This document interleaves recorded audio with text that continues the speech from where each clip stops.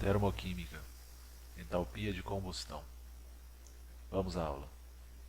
O calor de combustão, a variação da entalpia da reação de combustão, ela é feita sempre para 1 mol da substância que vai ser queimada, na presença de gás oxigênio. Lembrando que combustão precisa do gás oxigênio como comburente.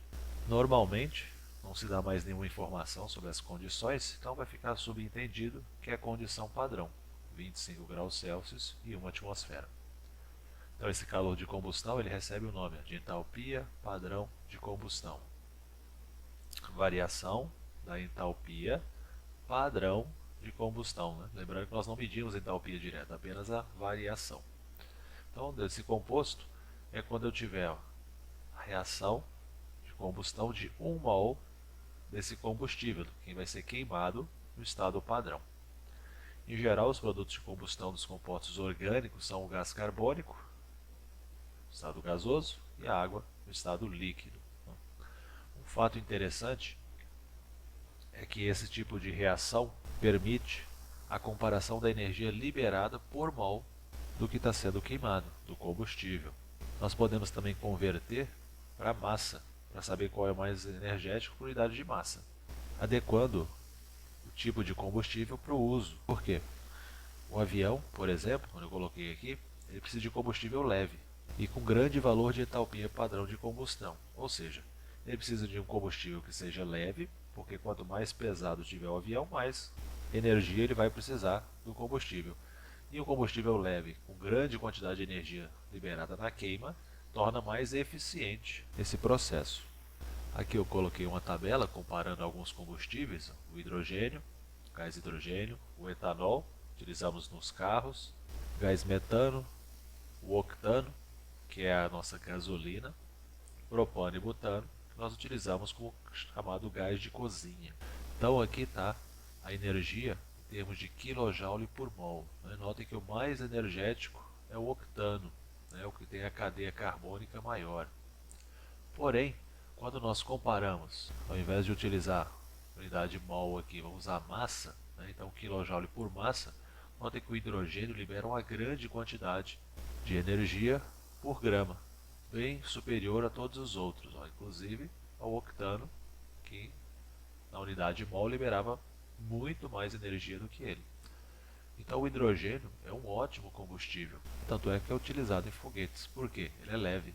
Sendo leve, o foguete tem que ser lançado, tem que voar, subir. O peso do hidrogênio interfere menos nesse lançamento. Se eu utilizasse, por exemplo, o octano, que tem uma alta energia por mol, mas olha a eficiência dele por massa, quase 3 vezes menos. Então teria mais peso e menos energia utilizada, liberada por unidade de massa, consequentemente por peso. Então gastaria mais octano para lançar o foguete do que hidrogênio. Aqui um exemplo como calcular essa entalpia padrão de combustão a partir dos valores de entalpia de padrão de formação. Então nós temos a reação aqui de queima do eteno na presença de gás oxigênio, formando gás carbônico e água no estado líquido. Vamos calcular qual é a variação da entalpia padrão de combustão da reação. Então nós temos os valores de entalpia padrão de formação dos componentes da reação. Então aqui o primeiro, o eteno. Então, estado padrão do carbono, estado padrão do gás hidrogênio, formando o primeiro reagente nosso aqui, o eteno. Está aqui a variação da energia por mol do produto sintetizado. Não temos uma equação para a formação do gás oxigênio. Por que não temos uma equação para a formação do gás oxigênio? O gás oxigênio, lembrando, é uma substância simples no estado alotrópico padrão, de menor energia. Então, a entalpia dele é considerada zero. Formação do dióxido de carbono a partir do grafite e do gás oxigênio. Aqui está a energia envolvida no processo.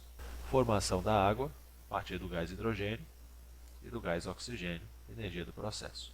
Então, nós vamos utilizar essas equações e a lei de Hess, que já vimos em aulas anteriores, para obter o valor dessa entalpia padrão de combustão. Então, vamos ajustar essas equações para chegar nessa aqui. E aí, pela lei de Hess, como ela nos diz que o caminho que nós vamos seguir, as etapas, independente de quantas equações nós vamos fazer, a soma das etapas vai nos fornecer a energia total dessa equação geral aqui. Então, o que foi feito?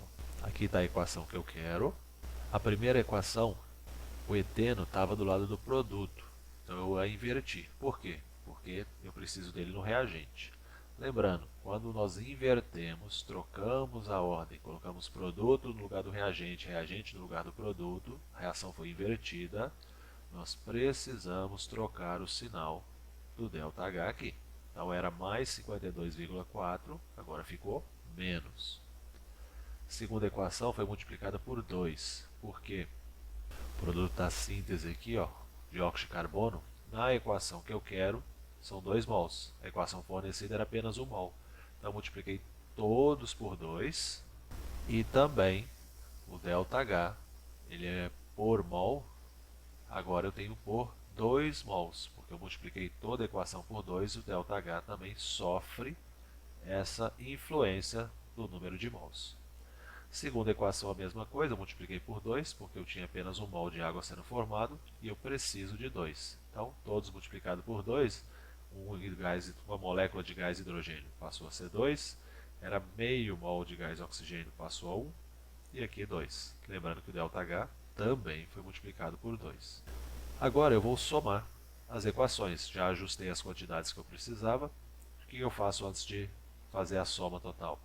Eu vou conferir os participantes que estejam no reagente e no produto, eu posso simplificá-los, cancelá-los. Tenho 2 mols de carbono, grafite no reagente, 2 mols no produto. Cortei. 2 mols de gás hidrogênio antes, 2 depois da seta. Cortei também. Não dá para simplificar mais nada, então agora eu vou simplesmente juntar o que sobrou. 1 mol de eteno, 2 mais 1 aqui, 3 mols de gás oxigênio, 2 mols de dióxido de carbono, 2 mols de água.